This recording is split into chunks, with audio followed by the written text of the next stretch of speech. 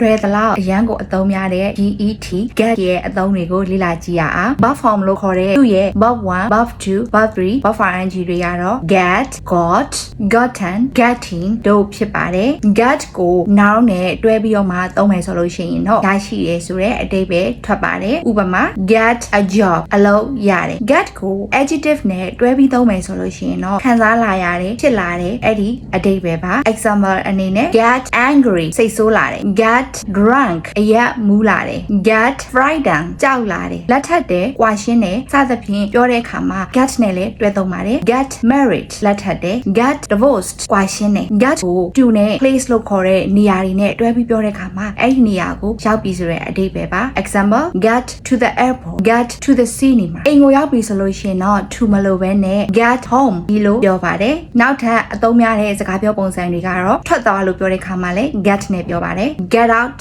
ထွက်သွား get lost ထွက်သွားအေးမိနေတယ်လို့ပြောတဲ့အခါမှာလည်း get နဲ့ပဲတွဲသုံးပါတယ် get a cold ဆိုတာကအေးမိတယ်ဆိုတဲ့အဓိပ္ပာယ်ပါ